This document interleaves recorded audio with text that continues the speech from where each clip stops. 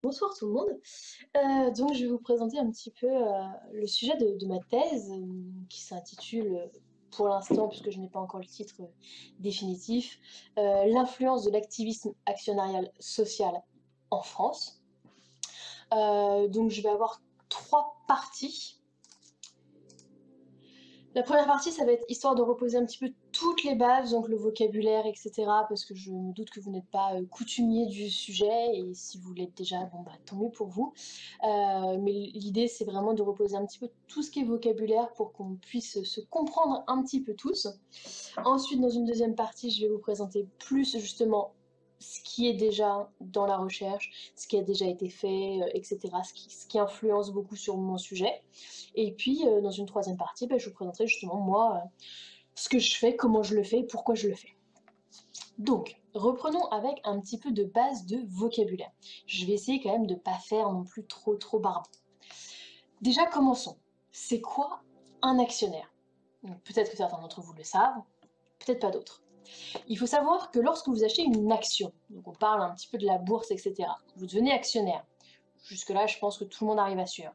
Mais derrière, qu'est-ce que ça veut dire? Eh bien, en fait, une entreprise, il faut imaginer qu'elle a plusieurs propriétaires.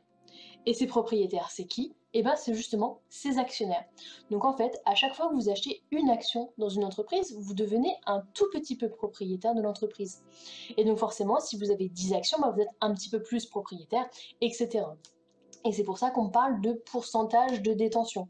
Imaginez, vous avez plus de la moitié des actions émises par l'entreprise, bah vous devenez l'actionnaire majoritaire. Mais alors, du coup, ça sert à quoi de devenir actionnaire? Bon, la première chose qui vient en général à l'esprit quand on parle d'actionnaire et quand on parle d'achat d'actions, c'est le côté dividende. Effectivement, comme vous êtes un petit peu propriétaire de l'entreprise, vous avez apporté de l'argent à l'entreprise, vous avez un droit légitime à récupérer une partie de son bénéfice. Et donc ça, c'est le versement des dividendes qui se fait de façon annuelle si l'entreprise a fait un bénéfice. Et donc c'est fait au prorata du nombre d'actions que vous détenez. Donc plus vous détenez d'actions et plus l'entreprise fait un résultat qui est très fort, qui est très positif, ben plus vous allez gagner de l'argent à la fin de l'année. Ça, en général, c'est un petit peu ce que les gens essayent de faire quand ils n'ont pas trop d'intérêt non plus derrière. Mais il n'y a pas que ça en fait. Comme je vous ai dit, vous devenez propriétaire de l'entreprise. Et du coup, bah, vous avez un petit peu votre mot à dire aussi sur ce qu'elle fait, puisque c'est un petit peu votre propriété. Et en fait, ça se matérialise par ce qu'on appelle le droit de vote. En fait, chaque année, l'entreprise doit faire une assemblée générale annuelle. C'est dans le cadre, voilà, c'est la législation française qui l'impose, elle n'a pas le choix. Et lors de cette assemblée générale, donc tous les actionnaires sont conviés. Donc même si vous ne possédez qu'une action, vous êtes conviés. Vous avez le droit de venir participer à cette assemblée. Et il va y avoir un petit état des lieux de ce qu'a fait l'entreprise pendant l'année qui va être présenté. Il va y avoir son résultat, etc. Et puis bah, surtout, il va y avoir un certain nombre de décisions qui vont être prises et qui vont être prises via le vote. Et donc à chaque action est associé un droit de vote. Donc plus vous avez d'actions, plus vous avez un vote qui est décisif dans l'entreprise. Et donc ça, c'est ce qui va beaucoup, moi, m'intéresser. Alors on va laisser un petit peu ça de côté, on va le garder quand même dans un coin de l'esprit, et puis je vais continuer un petit peu sur le vocabulaire, parce qu'il y a d'autres vocabulaires qui vont nous intéresser. Notamment un petit peu tout ce qu'on a sur l'image ici. Donc on parle souvent de performance, d'investissement socialement responsable, qu'on retrouve aussi sous la forme ISR, des ESG, donc un petit peu particulier, développement durable, on parle aussi de finances vertes, de finances durables, etc. Mais alors tout ça, ça veut dire quoi? Eh bien, le développement durable, bon ça on a tous un petit peu l'idée de qu'est-ce que c'est, hein. C'est l'idée effectivement de se développer en étant conscient de l'avenir, des enjeux de l'avenir et en respectant le bien-être des générations futures, etc. Et alors c'est là que ça peut vous paraître un petit peu étrange, qu'est-ce que ça vient faire dans la finance? Ben, tout simplement en fait la finance, finance, c'est un peu le but, d'accord? Elle finance des entreprises. Et toutes les entreprises ne sont pas forcément hyper vertueuses en termes de développement durable. Je ne vais absolument pas rentrer dans des débats politiques et je ne vais pas citer d'entreprise ici, mais je pense que vous avez tous en tête quelques idées d'entreprises un petit peu trop polluantes et qui du coup ne sont pas en accord avec le développement durable. Et bien justement, il y a tout un volet de la finance qui se dit un petit peu que si on arrêtait de financer ces entreprises-là, peut-être qu'elles seraient obligées de changer. Et du coup, c'est là qu'on développe un petit peu l'idée de finance durable. Et notamment, on le développe grâce à quoi? Grâce aux investissements socialement responsables et aux critères ESG. Donc, un investissement socialement responsable, c'est quoi? C'est tout simplement un processus d'investissement qui va intégrer des critères spécifiques, justement permettant le développement durable. Et en l'occurrence, quels sont ces critères spécifiques? Eh bien, les fameux critères ESG. Donc on va justement détailler un petit peu c'est quoi les critères ESG. Donc c'est E comme environnemental, environnementaux, S comme social, sociaux, sociétaux, et G comme gouvernance. Alors qu'est-ce qu'on retrouve dans les critères E? Notamment, ça va être la prise en compte de tout ce qui est impact carbone, consommation d'électricité, de l'eau, les émissions de CO2, etc. Au niveau des critères sociaux ou sociétaux, ça va être tout ce qui va être justement pour le bien-être des salariés, les droits humains, le respect des normes internationales du travail. Donc ça va être notamment, on a beaucoup entendu parler en ce moment avec tout le scandale autour justement du travail des enfants ou de certaines populations qui sont exploitées, etc. Ça va être la lutte contre l'esclavagisme, voilà, la lutte contre la corruption aussi. Enfin, c'est assez vaste, hein, c'est des listes non exhaustives, évidemment. Et puis le critère de gouvernance, c'est celui qu'on voit peut-être un petit peu moins en version publique, mais c'est justement tout ce qui est relation entre l'équipe de direction et les actionnaires. C'est tout ce qui va être aussi rémunération des dirigeants, puisqu'il faut savoir que je vous parlais des décisions qui étaient soumises au vote au début. Dans ces décisions-là, il y a notamment la rémunération des dirigeants. En fait, les actionnaires, chaque année, valident via un vote, ou ne valident pas du coup, la rémunération du dirigeant. Et puis toujours la lutte contre la corruption qui rentre aussi dans les critères de gouvernance. Donc voilà, là on a à peu près mis les principaux termes. C'est quoi un actionnaire? C'est quoi justement tout ce qui est finance durable, investissement socialement responsable, critères ESG. Bon, voilà, donc ça c'est déjà pas mal. Mais alors maintenant, c'est quoi l'activisme? Puisque je vais quand même vous parler d'activisme. Eh bien, l'activisme, déjà, il y a plusieurs étapes. Premièrement, il faut devenir actionnaire. Bon, ça maintenant, on est calé, on sait ce que c'est un actionnaire et comment on devient actionnaire. Et puis après, il faut avoir l'envie un petit peu de s'intéresser justement à ce que fait l'entreprise et pas se dire moi je suis juste actionnaire pour toucher mes dividendes. Non, il faut vouloir mettre en œuvre justement une politique de communication avec l'entreprise. Donc la communication, elle peut être interne, tout simplement. Vous n'êtes pas content avec la décision du dirigeant, vous avez le droit d'aller lui parler puisque vous êtes un peu propriétaire de l'entreprise aussi. Et puis ça peut être donc des discussions qui vont être formelles, informelles, directes, indirectes, à l'écrit, à l'oral, voilà, etc. Et puis après, ça c'est ce qu'on voit beaucoup plus quand on parle en général d'activisme actionnarial, c'est tout ce qui va être justement externe, donc c'est-à-dire au public vraiment. C'est ce qu'on appelle plutôt des phases hostiles, et ça va être justement aller dans la presse et dénoncer des actions d'une entreprise dans laquelle on est actionnaire. Donc les moyens justement de faire de l'activisme, alors il y en a beaucoup, je vais le détailler un petit peu plus tard, mais principalement c'est effectivement le dialogue, les questions aux dirigeants, hein, c'est d'aller discuter quand même avec l'équipe de direction. Et après ça peut être les projets de résolution. Alors c'est quoi un projet de résolution? On reprend notre petite speech de base. Lors de l'Assemblée générale annuelle, on a dit qu'il y avait des choses qui étaient soumises au vote, très bien, mais en tant qu'actionnaire, si vous regroupez un certain nombre quand même de détentions, d'accord? Donc c'est-à-dire que là, une action ne suffit pas, il faut 5% du capital, mais vous pouvez vous allier, faire des coalitions avec d'autres actionnaires qui partagent vos idées. Vous avez le droit de déposer ce qu'on appelle une résolution. En gros, c'est mettre vous-même quelque chose au vote. Voilà, les propositions mises au vote ne viennent pas forcément uniquement de l'équipe dirigeante, de l'équipe en place, ça peut venir des actionnaires aussi. Et là, dans ces projets de résolution-là, il peut y avoir carrément bah, moi je propose quelqu'un d'autre dans le comité de direction. Moi je veux remplacer l'équipe qui est au pouvoir actuellement. C'est une possibilité souvent utilisée quand les discussions en interne en fait n'ont pas fonctionné. Campagne de presse, donc ça je l'ai déjà dit, puis ça se voit, hein, c'est ce qu'on voit le plus souvent, hein. On l'a vu récemment avec 2-3 entreprises là qui ont eu des campagnes de presse.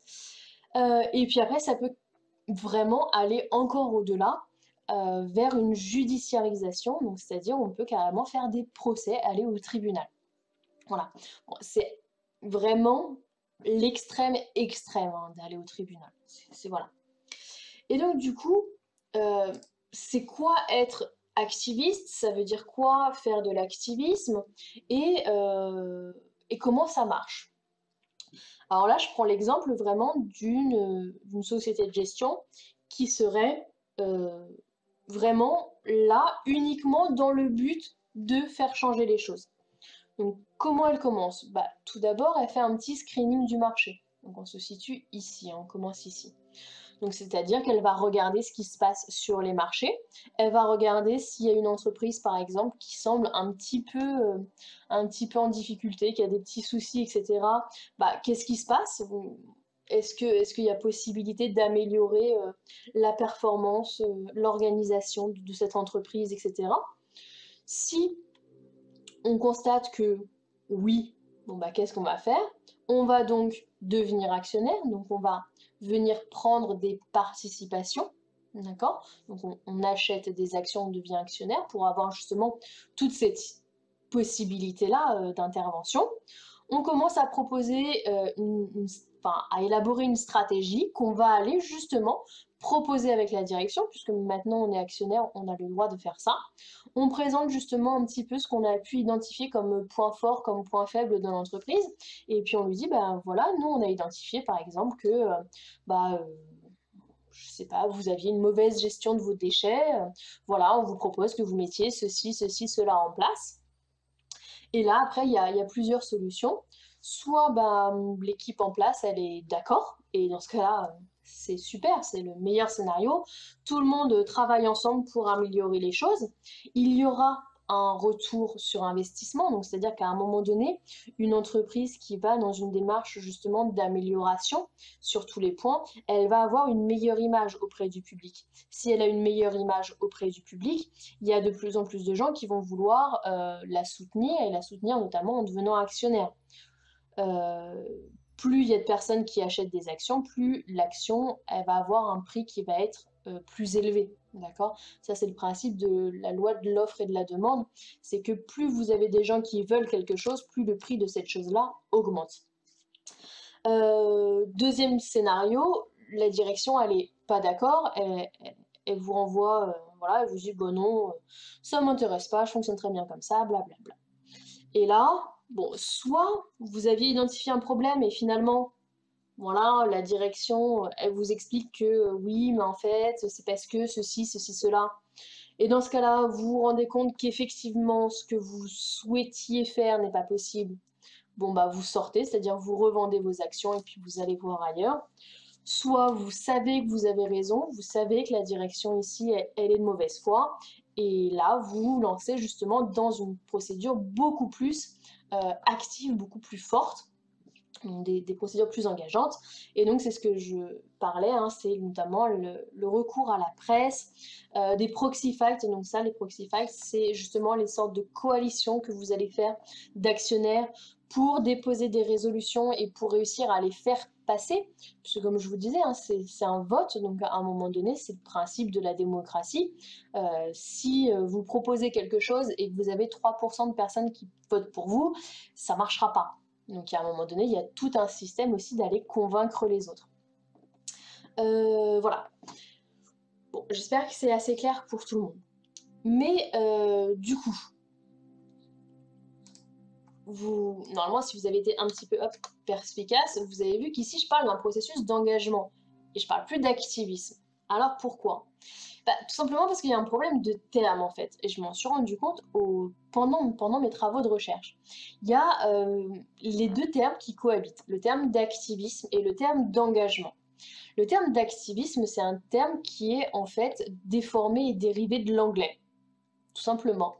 Sauf que dans la perception française, voire même européenne, de cette traduction vraiment très littérale de l'activisme à l'américaine, on ressort beaucoup plus, nous en tout cas, une idée de vision court terme, de changement assez brutal, assez radical, assez forcé, où on a vraiment l'image de l'investisseur qui vient uniquement pour faire du profit, alors que dans le terme engagement, il y a plutôt une vision voilà, très européenne hein, de la chose, où effectivement, il y a l'idée d'intégrer les fameux enjeux ESG que j'ai définis au début.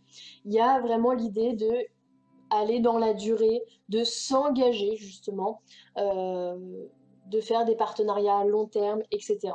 Et c'est pour ça que justement, je suis en train d'étudier lequel des deux termes correctement utiliser et lequel des deux termes retenir. Donc voilà pourquoi les deux termes en fait vont cohabiter dans mes slides et dans mon discours. Donc voilà à peu près pour les termes, d'accord? Donc maintenant, qu'est-ce qui m'intéresse moi là-dedans? Un petit peu tout ça, d'accord? Et donc effectivement, je m'intéresse à tout ce qui va être procédure, processus d'engagement actionnarial de la part des actionnaires sur des enjeux justement ESG. C'est ce qu'on appelle effectivement l'activisme social. En gros, je ne vais pas m'intéresser aux procédures d'activisme ou d'engagement, peu importe le terme, qui sont faites dans le seul but de faire un retour sur investissement, c'est-à-dire dans le seul but de faire une plus-value. Moi, je m'intéresse vraiment à tout ce qui est ce qu'on appelle extra-financier, donc à l'amélioration vraiment du développement durable. Alors, un petit récapitulatif justement de la recherche actuellement. Donc, comment ça a commencé tout ça? Comment ça a commencé l'engagement actionnarial? Ça a commencé aux États-Unis, en fait. Alors, je ne vais pas vous faire tout l'historique non plus intégral parce que sinon ce serait un petit peu trop long. Je vais vous parler un petit peu juste des mouvements, entre guillemets, les plus importants. Mais ça a commencé à peu près vers 1948-1950. Et notamment, on a une personne qui a été vraiment précurseur dans cette stratégie, qui est James Peck. Donc là, c'est le livre qu'il a rédigé là-dessus. Et qu'est-ce qu'il a fait? Donc c'était aux États-Unis. Et bien justement, il a compris cette idée-là que acheter une action lui donnait un droit. Et c'est ce qu'il a fait. Il a acheté quelques actions, pas beaucoup parce qu'il n'avait pas beaucoup d'argent, mais dans plusieurs entreprises. Et il est venu du coup siéger lors des fameuses assemblées générales annuelles. Pour lui, il avait un seul but, c'était abolir la ségrégation raciale dans les autobus au sud des États-Unis. Donc il a ciblé plusieurs compagnies de transport et, finalement sa voix a un petit peu fait ricocher puisqu'il a réussi à faire un petit peu parler de lui, etc. Et de fil en aiguille, il a récolté de plus en plus de personnes qui faisaient comme lui, qui achetaient 1, 2, 3, 5, 10 actions et ils se sont tous réunis et finalement ils ont réussi à faire changer les choses.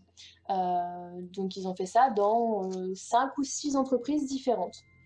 Après, il a continué à faire ça pour d'autres problématiques sur d'autres entreprises, mais toujours dans une idée de justice sociale. Ça a fait vraiment une idée un petit peu, enfin ça a fait un système de déclencheur. Et très rapidement du coup après, en 70, toujours aux États-Unis, il y a eu la création de l'ICCR, l'Interface Center of Corporate Responsibility.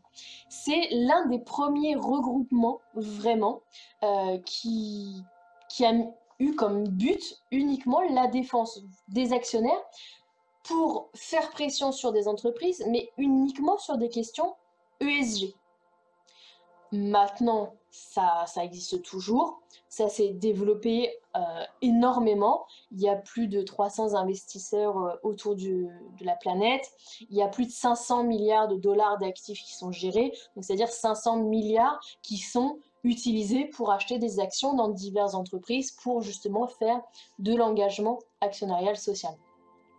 En France, c'est arrivé beaucoup plus tardivement. Puisque, alors il y a eu des débuts un petit peu avant, mais vraiment la première association qui a vraiment œuvré justement pour des questions sociales, c'est l'association Éthique et Investissement, qui a été fondée par une sœur et par une congrégation religieuse en 1983. Et donc, elle s'adresse à toutes les personnes, donc aussi bien des particuliers que des organisations. Vous, demain, si vous voulez aller investir dans des choses responsables, entre guillemets, ou durables, vous pouvez très bien aller dans cette association. C'est complètement ouvert. Et donc, voilà, l'idée, c'est vraiment de exercer sa responsabilité en tant qu'investisseur, en tant qu'actionnaire, pour orienter justement les décisions des entreprises dans lesquelles on prend des parts vers justement des actions plus écologiques, sociales, etc. Donc voilà un petit peu pour les prémices. Alors après, il y a beaucoup, beaucoup d'autres choses à dire au niveau de l'histoire, hein. Mais bon, je vais essayer de faire quand même assez synthétique pour pas vous assommer non plus. Alors, là, on arrive sur la partie qui va pas forcément plaire à tout le monde, mais le contexte juridique. Il y en a, évidemment, on est dans un contexte en France de droit français assez contraignant, très procédurier, très rédigé, et donc forcément, la législation, ça joue énormément. Alors, je vous mets que les dernières évolutions en la matière, mais le but, c'est vraiment de vous montrer que il y a des évolutions actuellement qui vont dans, entre guillemets, le bon sens. Alors, qu'est-ce que j'appelle, moi, le bon sens? C'est peut-être voilà, très orienté par ma propre vision des choses, mais c'est effectivement l'idée de développer une conscience sociale dans la finance. Donc, la première chose, c'est en 2015, la loi sur la transition écologique pour une croissance verte. Donc, il y a un article en particulier de cette loi qui a fait grand bruit et qui est vraiment hyper déterminant dans mon sujet, qui va imposer aux investisseurs institutionnels, on va revenir plus tard sur ce que c'est, la prise en compte justement des critères ESG, les fameux critères ESG, dans leur politique d'investissement. Et en fait, ben maintenant, ils doivent justement développer un petit peu dans leurs rapports annuels, ben qu'est-ce qu'ils font? Qu'est-ce qu'ils font en termes d'environnement? Qu'est-ce qu'ils font en termes de société, etc. Et là, du coup, c'est quand même assez intéressant. Et puis en 2019, on a la loi Pacte qui oblige maintenant les grands investisseurs à publier leur politique d'engagement, justement, et à rendre des comptes. Donc maintenant, ils sont obligés d'aller détailler ce qu'ils font, pourquoi ils le font comme ça, ou pourquoi ils ne le font pas. Et ça, du coup, effectivement, c'est assez important parce que ça rajoute beaucoup de transparence, en fait, sur les débats, sur les dialogues, sur les entreprises, et c'est vraiment très, très intéressant. Moi, je vais m'arrêter là pour le côté juridique. Alors, qu'est-ce qu'on sait déjà sur, justement, l'activisme social ou l'activisme actionnarial social? Eh bien, il y a eu pas mal d'études qui ont été faites, donc elles sont quand même assez récentes. Vous voyez, la plus récente que j'ai date de 2001, non, 99, pardon. Et donc, qu'est-ce qui a été étudié? Eh bien, on a étudié beaucoup l'évolution de l'utilisation du droit de vote. Ça a été la première chose. Le droit de vote, ça a été voilà, ce qui a été le plus étudié, hein, clairement. On a étudié aussi les cibles et les sujets, c'est-à-dire qui on cible comme entreprise pour faire de l'activisme et sur quel sujet. Est-ce que c'est plutôt sur un sujet environnemental, est-ce que c'est plutôt sur un sujet social, etc. On a aussi étudié l'impact de l'activisme sociétal sur la valeur actionnariale. Alors c'est quoi la valeur actionnariale? C'est justement la valeur en bourse en fait. En gros, est-ce que faire de l'activisme social, ça fait monter ou descendre le cours de bourse? Ok, on a dit qu'on ne s'intéressait pas à l'aspect financier, mais on reste quand même un minima en finance et ça reste quand même quelque chose d'important. On a aussi étudié justement le lien entre la performance sociale, donc si je m'améliore en termes de performance sociale, par rapport à l'investissement de long terme. Et on a constaté que justement, il y avait un lien positif. C'est-à-dire que plus il y a un investissement de long terme avec des investisseurs qui restent, qui sont là, qui sont présents, qui se projettent, ben plus on va avoir une performance sociale qui va s'améliorer. On a étudié les modes d'action. Les fameux modes d'action, c'est ce que je disais tout à l'heure, c'est le côté je vote, je discute, éventuellement je fais des campagnes de presse, des résolutions, etc. On a beaucoup étudié l'activisme religieux. Donc, je vous ai dit, en France, la première association, ça a été fondé par une congrégation religieuse. Aux États-Unis, les premiers mouvements aussi d'activisme viennent de congrégations religieuses. Donc, c'est quelque chose d'important. Et puis, on a étudié les actionnaires minoritaires, parce que bien souvent, l'activisme ne vient pas des actionnaires majoritaires, mais justement des petits actionnaires qui n'ont pas forcément beaucoup de pouvoir. Donc, on pourrait se dire, bah c'est bien, tout a été fait, du coup, qu'est-ce qu'il reste à faire? Ah, il reste quand même pas mal de choses à faire. Déjà, il n'y a que 6 articles sur un contexte français. Voilà, le contexte français, il est très peu étudié. On en a plus de 40 sur un contexte américain, par exemple. Il y a beaucoup de choses sur les contenus des propositions, c'est-à-dire, bah voilà, je souhaiterais qu'on vote quelque chose sur l'environnement, blablabla, mais au final, il y a très peu d'études qui vont aller étudier sur le après. Parce que c'est bien beau de proposer et de voter quelque chose, mais qu'est-ce qui se passe après? Le changement, est-ce qu'il intervient réellement, etc. Ça, c'est assez peu étudié. Il y a une politique de retrait qui est beaucoup moins souvent étudiée aussi. Donc le retrait, c'est quoi? C'est de dire, bah attention, si vous ne faites pas ce que je vous demande, moi, je reprends mon argent et puis je m'en vais. Ça peut quand même être un petit peu embêtant pour une entreprise. Il y a assez peu d'études longitudinales. Donc, c'est quoi une étude longitudinale? C'est une étude qui va être sur vraiment plusieurs décennies en général.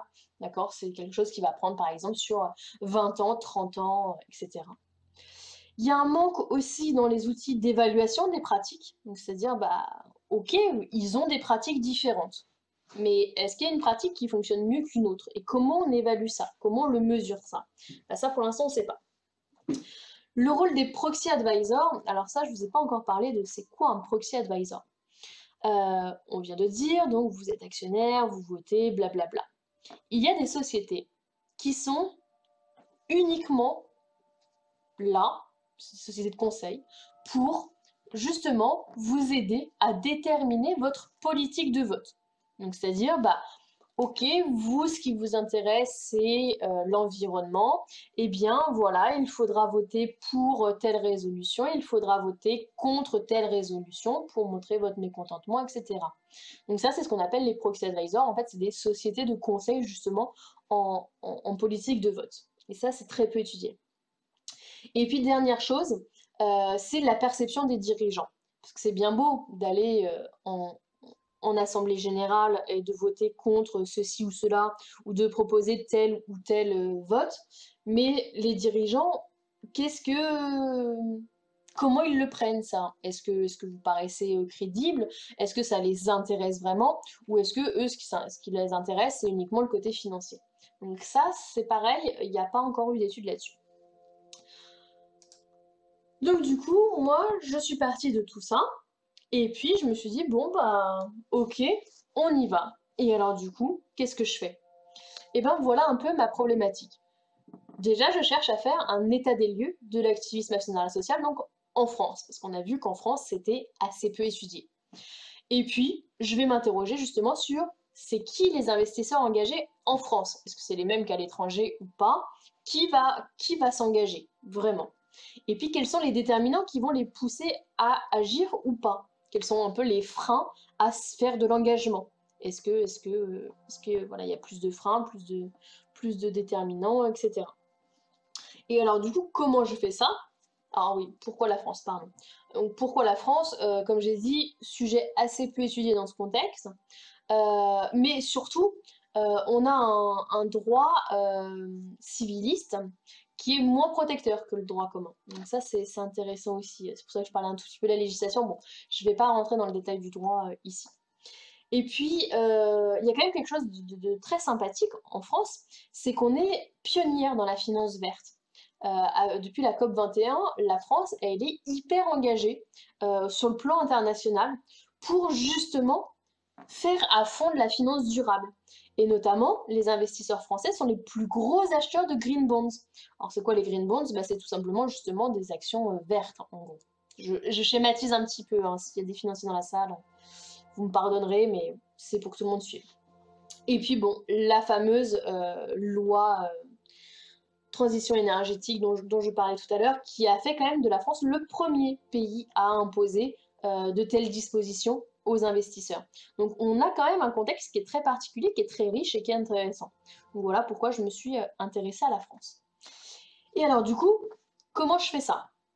Eh bien justement, comme moi je vais m'intéresser un petit peu aux relations qu'il y a entre des personnes, d'un côté des entreprises, d'un côté des actionnaires, mais des personnes quand même, je suis partie sur une recherche qualitative. Donc il faut savoir qu'il y a deux grands types de recherche.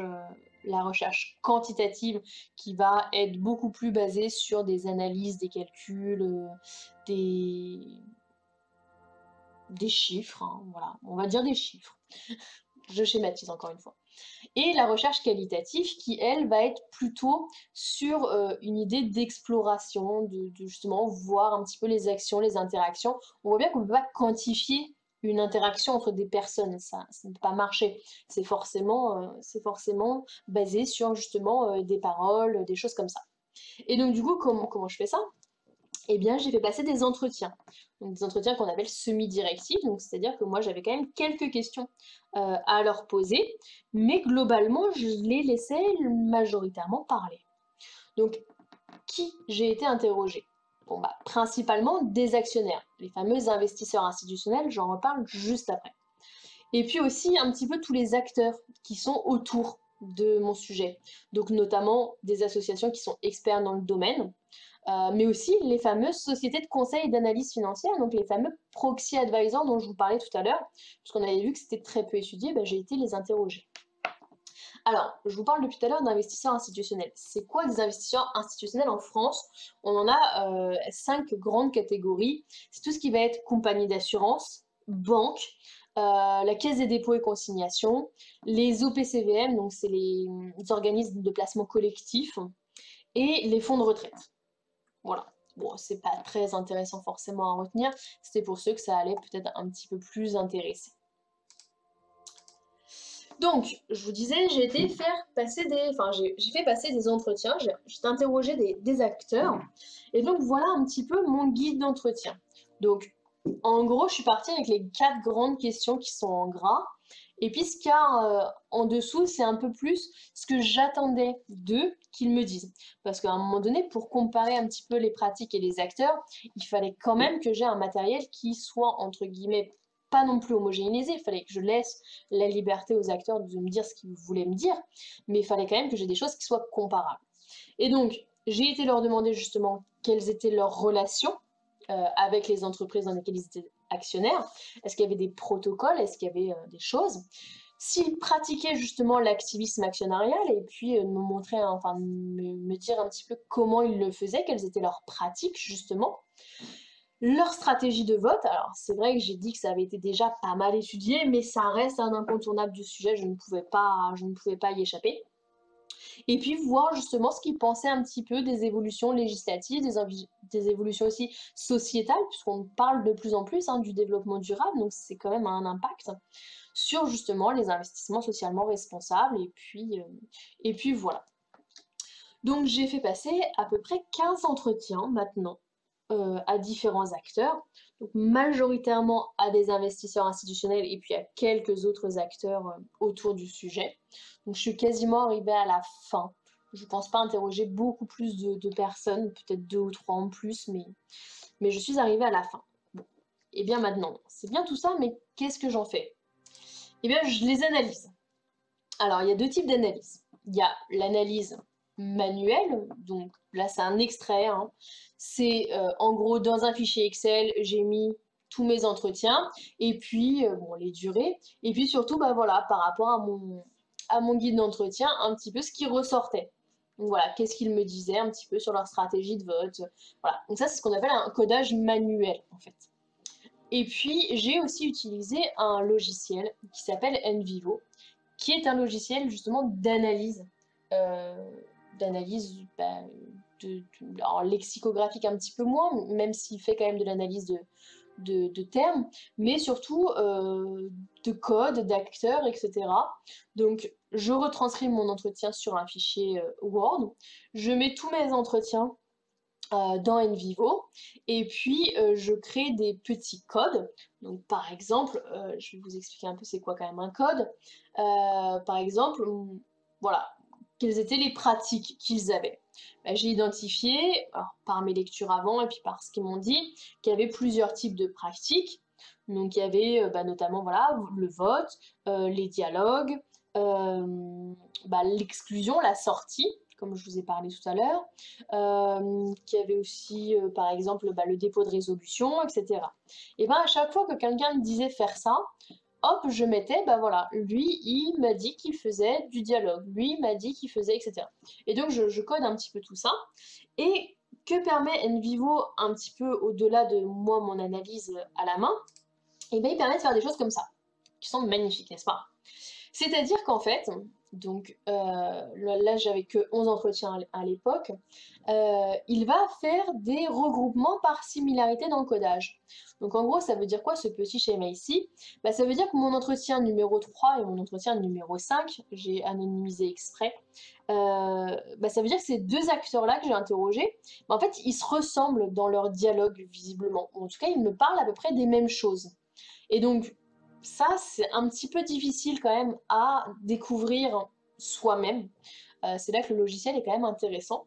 Et donc, par exemple, si je me dis, ah bon, tiens, eux, ils se ressemblent, comment ça, ils se ressemblent? Eh bien, il me propose ça. Donc là, pour l'entretien 3 et pour l'entretien 5, tout ce qui est au milieu, c'est là où ils se ressemblent, justement. Donc, c'est-à-dire qu'ils ont les mêmes types de pratiques, les mêmes types de leviers, les mêmes types de freins, etc. Et par contre, ils sont un petit peu différents là-dessus. Donc par exemple, voilà, l'entretien 5, la personne numéro 5, mon acteur numéro 5, il n'utilise pas de proxy. Et mon entretien 3, par contre, lui, il m'en parle pas. Voilà. Etc. Donc par exemple, mon acteur 3, lui, il va faire des résolutions. Il va faire des résolutions. Mon acteur 5, a priori, il ne fait pas de résolution. Par contre, lui, il fait de l'exclusion. Bon, je vais pas continuer à digresser plus longtemps. Mais pour vous donner l'idée un petit peu de à quoi peut servir un logiciel, c'est que ça, c'est des choses qui sont beaucoup plus difficiles à voir uniquement à la main. Or, c'est quand même ce qui va m'intéresser, hein. Je vous rappelle, dans la problématique, il y a qui sont les acteurs et quelles sont leurs pratiques. Et c'est quand même intéressant d'aller voir, bah, est-ce que par exemple les banques ont le même type de procédé, est-ce que les assurances ont le même type de procédé, ou est-ce que c'est plutôt des acteurs publics, privés, etc. Bon, voilà, un petit peu ce que je vais essayer de chercher à démontrer. Alors, j'ai commencé à apprendre pas mal de petites choses, notamment en termes de relations, qui avaient pas mal de dialogues au final, qui sont vraiment des dialogues en interne, entre 1 à 4 fois par an, mais qui n'ont pas forcément de protocole ou de règles. C'est pas forcément normé, c'est plutôt au feeling. Au niveau de l'activisme, ben justement, je me suis confrontée à cette complexité à définir le terme d'activisme avec voilà, le problème que je parlais au début de vocabulaire entre activisme et engagement, il s'est énormément ressenti au niveau de mes entretiens, parce qu'il y en avait beaucoup, je leur disais, bah, est-ce que vous pratiquez l'activisme? Et tout de suite, ils me disaient, ah non, non, non, moi je fais pas de l'activisme, hein. Moi je fais de l'engagement, c'est pas la même chose. Et donc c'est là aussi où, du coup, tout ce qui est vocabulaire, ça m'a quand même interrogée. Ensuite, la politique de vote et la fameuse utilisation de proxy ou non. Et donc, en l'occurrence, je me suis rendu compte qu'il y avait quand même presque 63% des acteurs que j'ai interrogés qui utilisent des proxys. Donc, en fait, c'est quelque chose quand même d'assez important qu'il va falloir que je creuse un petit peu. Et puis, en gros, les premières politiques de vote, c'est à peu près depuis 2016. Et en fait, ça coïncide totalement avec la loi LT-ECV dont je parlais tout à l'heure, de 2015, et le fameux article 173. On voit que justement, ça a vraiment joué sur les choses. Et puis, les évolutions un petit peu légères. Souvent, ça ressort que oui, la législation, c'est ce qui fait avancer les choses, et particulièrement la législation européenne. Donc voilà. Et donc du coup, c'est quoi la suite? Puisque là, j'ai quasiment fini cette partie-là, ben, je vais compléter par une étude de cas. Donc, c'est-à-dire que je vais choisir à un moment donné, alors une ou plusieurs, je ne suis pas encore fixe là-dessus, mais je vais aller choisir justement une procédure d'activisme, d'engagement sur un des critères ESG. Donc, je pense peut-être, c'est là que je dis que je vais peut-être en faire deux. Peut-être je vais en faire une sur le volet environnemental, une sur le volet social. Et puis, je vais aller interroger des acteurs d'un côté et de l'autre. C'est-à-dire, je vais interroger aussi bien l'entreprise et sa perception, justement, de cette procédure, de ce processus d'activisme, que les actionnaires qui ont été à l'origine. Donc là, je suis un petit peu en train de cibler, justement, quelle action je vais aller étudier. Le but, ça va être justement d'aller étudier plus en avant la perception du dirigeant, comme je disais tout à l'heure, qui est peu étudiée, mais aussi l'influence réelle après la proposition, après le vote. Voilà. Et puis là, je vais entamer dans pas longtemps, dans moins de 15 jours, le début de ma rédaction de la thèse, du manuscrit. L'idée étant de l'avoir terminé pour juin 2022. Alors ça paraît peut-être long, 1 an de rédaction, sauf que il va y avoir la rédaction, mais il va y avoir aussi la relecture. Donc la relecture, les recorrections, il faut que je finisse justement, faut que je fasse mon étude de cas, il faut que je finisse mes entretiens, il y a toute la partie correction, mise en page, etc. Donc au final, c'est vraiment l'objectif, c'est juin 2022, c'est d'avoir un manuscrit qui est entièrement terminé, relu, corrigé, mis en page, etc. Et du coup, une soutenance qui serait plutôt pour fin 2022. Si ça pouvait être septembre 2022, ce serait l'idéal, mais en tout cas, maximum en décembre 2022, c'est fini. Et bien voilà, j'espère que j'ai pas été trop longue, j'espère que j'ai pas été trop rapide, j'espère que je vous ai pas perdu, et j'espère que ça vous a intéressé. Et donc voilà, si vous avez des questions, n'hésitez pas. Merci à toi, c'était super. C'était très clair, je pense que on a tous compris les questions, en effet assez intéressantes. Est-ce que tu veux que je les lise ou est-ce que tu veux les lire toi-même? Comme tu veux, peu importe. Bah, si tu veux les lire toi-même, elles sont dans questions vocales, c'est comme tu veux. Je suis dessus. Ok. Alors, on ne parle d'actionnaires majoritaires que dans le cas où l'on possède plus de 50% des actions ou dès qu'on a plus d'actions que les autres actionnaires. Alors, effectivement, c'est une très bonne question. C'est pas forcément plus de 50%, effectivement. Par exemple, si tu as dans une entreprise quelqu'un qui a 40% et tous les autres, ils ont 5-6%, bah, tu deviens quand même majoritaire. Parce que c'est quand même toi qui as le dernier mot. Voilà. Alors, quelle est la différence entre les actionnaires et les sociétaires? Ah, c'est une très bonne question. Les actionnaires, c'est plutôt... J'essaie de trouver comment formuler ça de façon assez simple. C'est une excellente question. Les actionnaires, c'est vraiment l'idée d'acheter une action cotée en bourse. Sociétaire, il y a souvent l'idée...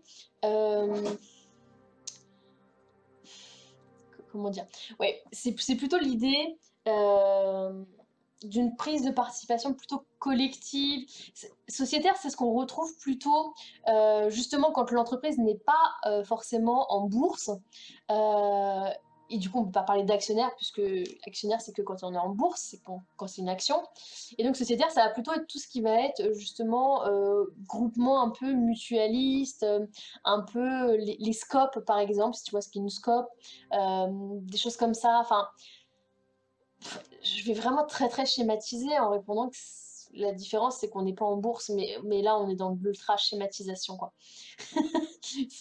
Mais la question est un peu plus complexe que ça, mais en gros, je vais schématiser comme ça. Soutient-on vraiment une entreprise en devenant actionnaire à un moment où elle n'émet pas d'action? On n'alimente pas simplement le marché spéculatif dans ces cas-là. Ouais, je vois la question. C'est pareil, vous avez une très bonne question, c'est cool. Dans tous les cas, en fait, quand tu deviens actionnaire d'une entreprise, tu vas soutenir l'entreprise parce que ça veut dire quand même que tu crois en elle. Donc c'est quand même un signal en fait qui est envoyé sur le marché. il faut imaginer par exemple une entreprise qui serait du coup pas du tout liquide, donc c'est-à-dire où personne ne voudrait acheter ses actions s'il y a des actionnaires qui, elles, veulent sortir parce qu'à un moment donné, elles ont besoin de récupérer leur argent. Je sais pas, imagine, toi, demain, tu achètes des actions chez une entreprise X ou Y. Bon, bah, c'est de l'argent que tu as utilisé, que tu as placé. Peut-être que dans 3 ans, tu voudras récupérer cet argent-là parce que tu auras besoin pour, je sais pas, te racheter une voiture ou un truc comme ça. Si à un moment donné, tu peux plus vendre ton action, bah, ça devient très très problématique. Ça devient problématique parce que du coup, bah, le marché ne fonctionne pas. Et si le marché ne fonctionne pas, bah, plus personne ne voudra acheter d'actions à personne. Et si personne n'achète d'actions à personne, bah, il n'y a plus aucune entreprise qui vit en fait. Enfin, si, mais en gros, pas sur, euh, pas sur le marché, quoi. Pour que... Enfin, les entreprises cherchent beaucoup à avoir justement une liquidité. En plus, alors oui, effectivement, il y a le côté marché spéculatif. Après, ça dépend aussi jusqu'à quel point oui, il y a toujours une part de spéculation, il y a toujours des gens qui achètent pour le seul but de faire une plus-value à court terme en spéculation. Mais après, il y a aussi des gens qui ont juste besoin de récupérer leur argent pour avoir d'autres projets. Et en fait, ce serait vraiment complètement du coup fausser le marché. Et ça irait même jusqu'à un échec total du marché, je pense, si on n'alimentait plus justement ce fameux marché spéculatif. Enfin, s'il n'y avait plus du tout d'idée de pouvoir revendre, je pense qu'il y aurait plus beaucoup moins de personnes en tout cas qui achèteraient, en tout cas dans les personnes entre guillemets lambda. Et là, ce serait, je pense, beaucoup pire parce que on serait vraiment sur un marché uniquement de professionnels en fait. Et là, on serait dans la spéculation pure. Enfin, je pense. Après, là, on extrapole et je peux pas avoir une réponse académique officielle et prouvée puisque j'ai pas fait d'études là-dessus particulièrement. Euh, voilà. Et après, dans le marché spéculatif, effectivement, on peut toujours trouver des défauts hein, au marché spéculatif, j'entends bien, mais ça permet aussi d'augmenter la valeur de l'action. Et en augmentant la valeur de l'action, eh ben, tu donnes plus d'argent à l'entreprise aussi. Donc, tu la soutiens aussi. Donc, d'un autre côté, plus le marché est, comme tu dis, spéculatif, en tout cas volatile, en tout cas liquide, en tout cas plus il bouge, bah, effectivement, plus il y a des chances que l'action elle soit à une valeur correcte et que l'entreprise, du coup, puisse mener à bien les projets qu'elle souhaite. Euh, voilà. Alors, est-ce que la démarche d'activisme social peut s'intégrer dans l'entreprise par le biais d'une démarche sociétale? Une organisation responsable qui mise sur le développement durable, qui veut améliorer les conditions. Oui, enfin, c'est ça même, oui.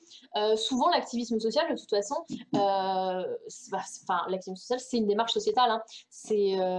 Souvent, c'est fait avec un dialogue et de l'aide des syndicats, des salariés, des choses comme ça. Enfin, j'ai un exemple en tête, je ne peux pas citer les noms du coup parce que j'ai pas le droit. Mais il y a une société de gestion qui a fait de l'activisme comme ça. Donc ils ont pris des actions dans une entreprise qui n'avait pas forcément des très bonnes conditions de travail dans certaines de ces usines. Ils se sont alliés, enfin en tout cas ils ont collaboré avec les syndicats pour justement identifier les problèmes réels de l'entreprise.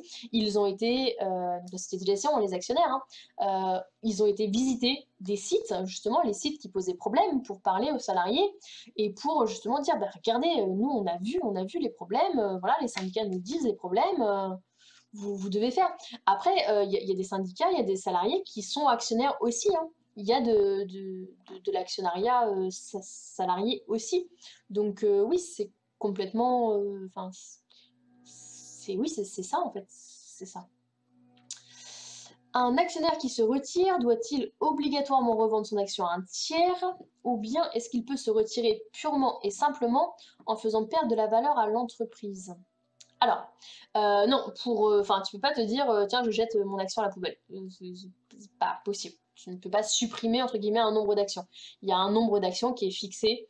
Voilà, l'entreprise, elle a émis X actions. Bon, je vais prendre un exemple très très simpliste. Imaginons une entreprise, elle a émis 100 actions. Bah, il y a 100 actions. Voilà. Si toi, t'en as une, et que tu la veux plus, bah, il faut que tu la revendes à quelqu'un. Voilà, si personne veut te l'acheter, et c'est là où on en revient à la première question aussi de est-ce qu'on soutient vraiment une entreprise? Bah oui, mais si plus personne veut l'acheter, bah toi, entre guillemets, tu peux pas sortir, et du coup, ça pose un souci. Ça pose un souci. Après, alors, il y a quand même une autre idée dans ta question, c'est l'idée de faire perdre de la valeur à l'entreprise. Et c'est aussi une démarche, en fait.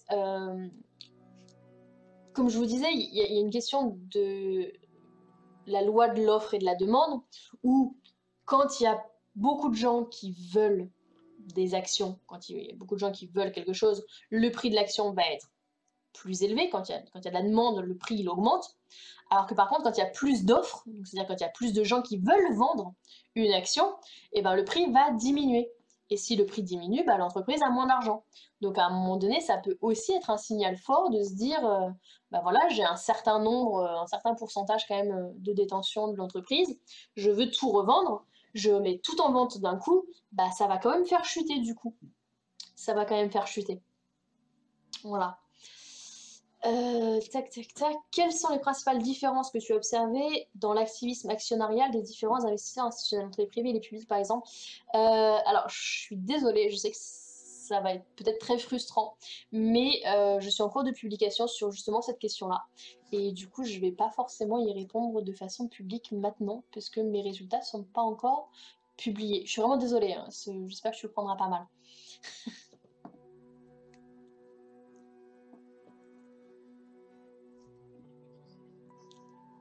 Ouais, je suis désolée, mais l'article est en soumission, mais là, c'est vraiment pile justement, c'est toute la question en fait de ma thèse et c'est pas encore publié, donc je préfère ne pas y répondre pour l'instant.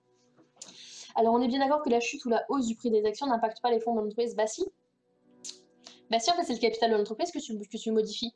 Et alors, faut imaginer que déjà quand tu es en bourse, tu as déjà un capital qui est hyper important, hein. C'est pas la petite boulangerie du coin de ta rue qui va se mettre en bourse, hein. Donc il y a déjà un capital non émis en général, hein, voilà. Mais oui, en fait, tu fais jouer le capital quand même de l'entreprise. Sinon, ça servira à rien d'émettre des actions. À un moment donné, si tu émets des actions, c'est parce que tu as besoin d'argent, en fait. Enfin, souvent c'est pour avoir plus d'argent. Et c'est là où, des fois, il y a des problèmes, justement, où bah voilà, il peut y avoir l'idée d'entrer en bourse pour justement financer un gros projet que toi, t'as pas du tout les moyens en tant qu'entreprise parce que c'est vraiment un gros projet. Et tu vas te dire, bon bah ok, c'est pas grave, je vais m'introduire en bourse, parce que de toute façon, voilà, je suis déjà assez important comme ça. Et puis, euh, et puis je vais récupérer de l'argent comme ça. Et puis des fois, bah, c'est des gros échecs. Je repense notamment en gros échecs d'entrée en bourse, c'était Facebook. Mais voilà. Par contre, une très bonne entrée en bourse, ça a été SpaceX. Où voilà, ça lui permet de financer justement des choses. Alors après, ça n'a pas un impact non plus. Si je peux me permettre de légèrement reformuler, je pense que là où il ou elle veut en venir, c'est que Ouais.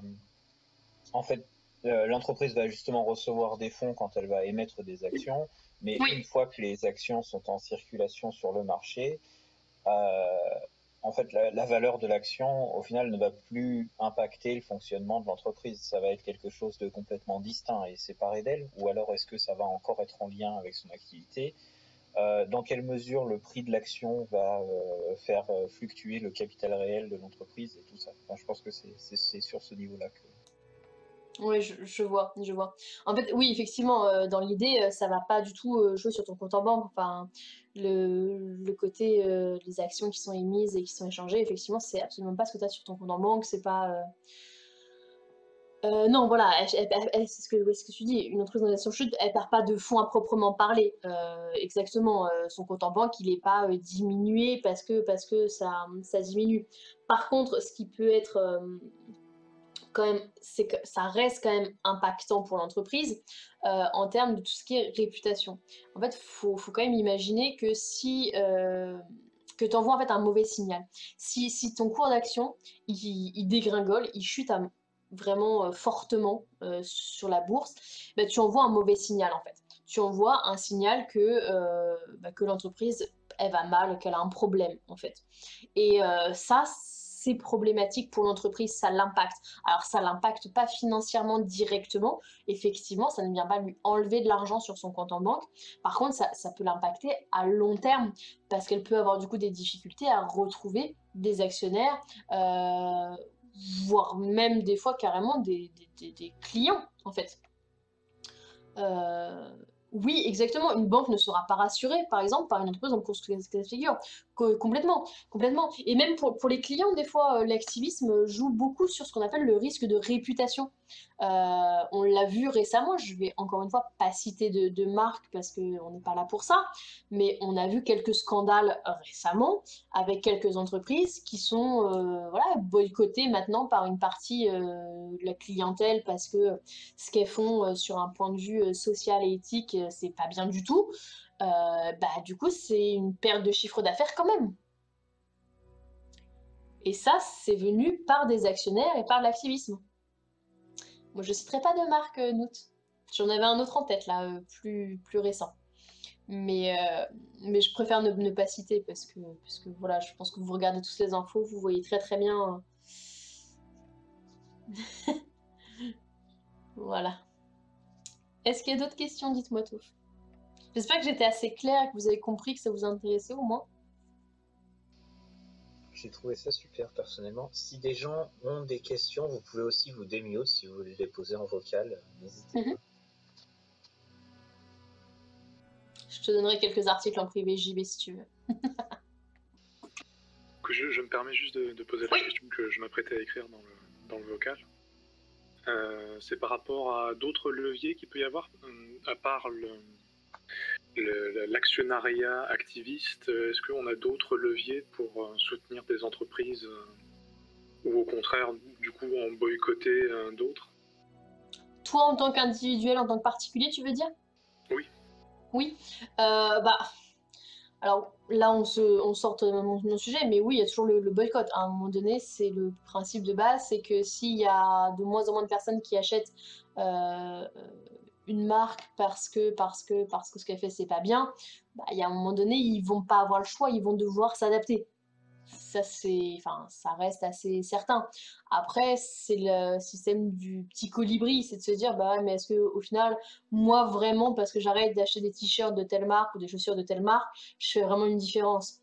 Bah non, c'est parce que toi, plus moi, plus les autres, plus hein, je vais pas refaire la chanson, mais, euh, mais c'est l'union qui fait la force. Donc oui, il y a le boycott, bien sûr, on peut pas nier ça, on peut pas nier ça. Après, en termes purement finances, oui, c'est d'investir dans des fonds socialement responsables. Si tu as envie, je veux dire, après, c'est pas une obligation, mais parce que mine de rien, les investissements socialement responsables, bah, ils ont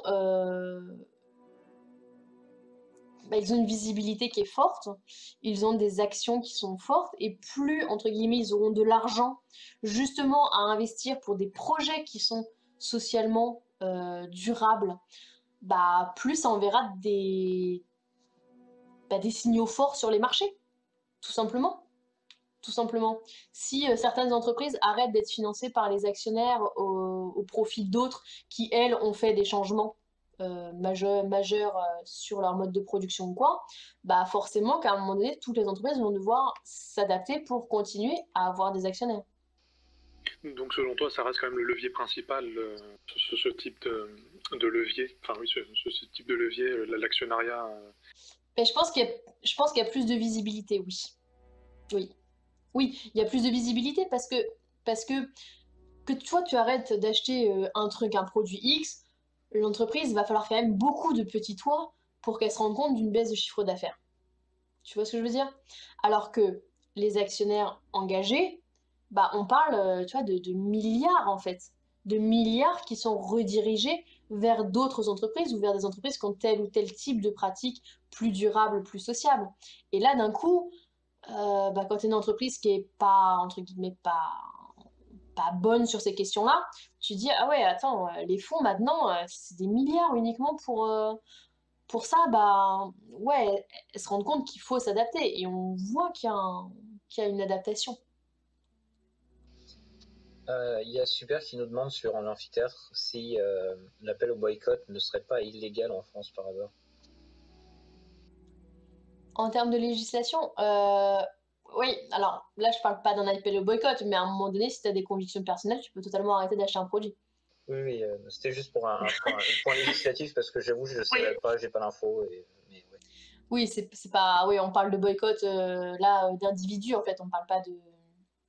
On parle toi en tant qu'individu tout seul. Qu'est-ce que tu peux faire? Bah, tu peux déjà arrêter de consommer tel ou tel type de produit par conviction personnelle. Et du coup, si possible, j'avais juste une dernière question après de promis, j'embête plus. Non, non, mais t'inquiète pas, tu m'embêtes pas du tout. C'était une question que je me posais par rapport aux personnes que tu as pu interroger pour mener ta thèse. Ouais. Est-ce qu'elles ont parlé, est-ce que la pratique existe, des gens qui alors, c'est une forme quand même d'activisme, mais c'est pas du soutien à proprement parler, justement, c'est plutôt l'inverse. Est-ce que des gens vont devenir actionnaires dans des sociétés dont les pratiques ne leur conviennent pas, justement pour acquérir un pouvoir décisionnaire qui leur permet de changer les pratiques de l'entreprise? Oui. Oui, c'est déjà venu ça dans tes enquêtes? Ouais. Oui. Allez, je vais citer quand même quelque chose du coup. Parce que c'est totalement public, là c'est complètement publié, tu trouves dessus en 2 secondes sur Google, c'est absolument pas secret, j'ai le droit d'en parler totalement. Tu as Greenpeace notamment, qui a pris des actions chez Total, justement pour pouvoir aller aux assemblées générales et pour pouvoir voter et pour pouvoir essayer de jouer. C'est cette entreprise-là que j'allais prendre comme exemple. Est-ce que je peux acheter des actions totales pour voter pour une transition vers de l'énergie verte, par exemple? Oui. Donc, d'accord, bah c'est super. Greenpeace l'a fait, et si tu regardes un petit peu en ce moment, juste curiosité, tape Total activisme dans Google, tu vas voir qu'en ce moment c'est un petit peu chaud pour eux. Voilà. Mais donc oui, tu peux. Ou tu peux aussi du coup te retourner vers une association qui, comme Greenpeace, il n'y a pas que Greenpeace sur le coup, voilà, mais tu peux te retourner vers des investisseurs justement engagés là-dedans, qui, tu le sais justement parce que tu peux trouver l'information, qui sont actuellement en procédure d'activisme, pour leur donner toi un petit peu d'argent pour que eux ils puissent avoir justement plus d'actions, et comme ça eux ils peuvent avoir du coup passer de 1% à 2% et avoir un poids, tu vois ce que je veux dire? Enfin après c'est comme tu veux, mais toi en tant que tout seul, oui tu peux complètement. Tu peux complètement, bien sûr. D'accord, bah merci encore. Bah de rien.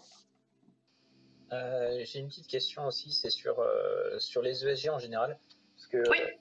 Si alors j'ai plus rien de précis en tête, je suis désolé, mais il me semble en avoir entendu parler, et pas toujours en bien, dans le sens où il serait, les critères d'appartenance, et il me semble qu'il y a des critères d'appartenance, si je ne me trompe pas, ces critères seraient facilement, ou entre guillemets, plus ou moins facilement contournables, et de fait, ce serait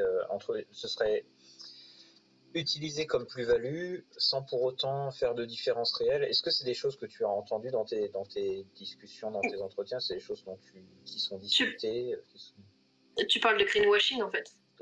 Oui, entre autres, pas que. Enfin, je veux dire, greenwashing, on pense tout de suite à l'écologie, mais ça marche aussi pour tout le reste. Oui, ça existe. Oui, ça existe, on va pas se mentir.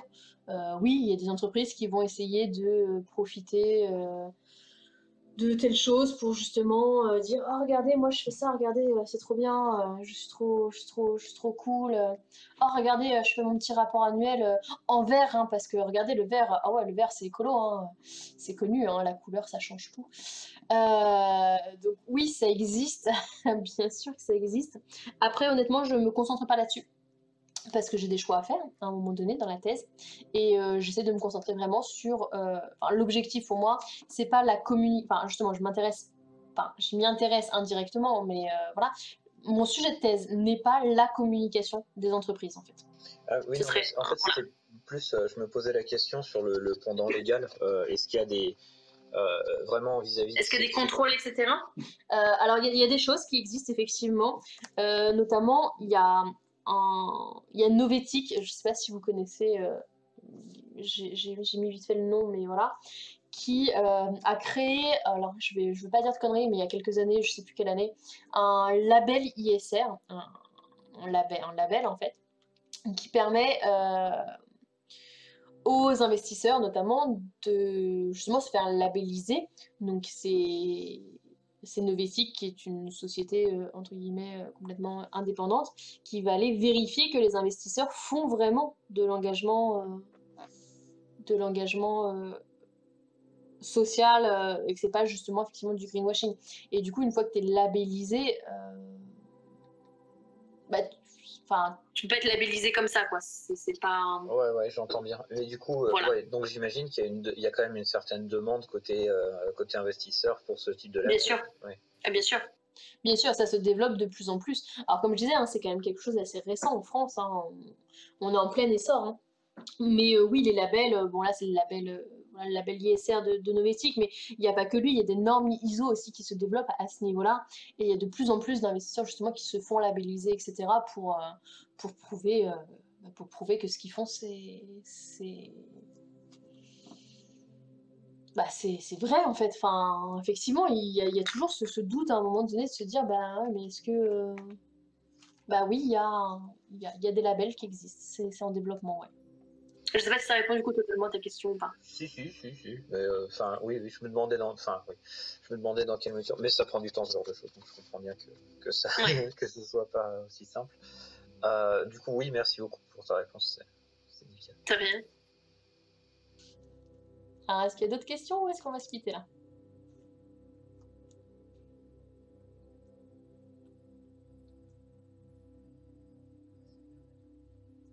Je vois juste vite fait Azerno qui me disait engagement sur le long terme, on n'a pas défini le long. Effectivement, on parle, alors pour les plus entre guillemets rapides, on parle quand même d'engagement entre 1 à 2 ans, voire 3 ans. Et pour les plus engagés, si tu veux, sur le spectre, il y en a qui sont plus ou moins engagés, hein, bien sûr. On parle quand même de 5-10 ans, voire ad vitam, c'est très vite dit. Hein. On ne peut pas non plus dire forcément ad vitam, mais voilà. Mais sinon, long, effectivement, on commence en général, les actionnaires les plus entre guillemets rapides, c'est quand même du 1-3 ans, horizon 1-3 ans. Voilà.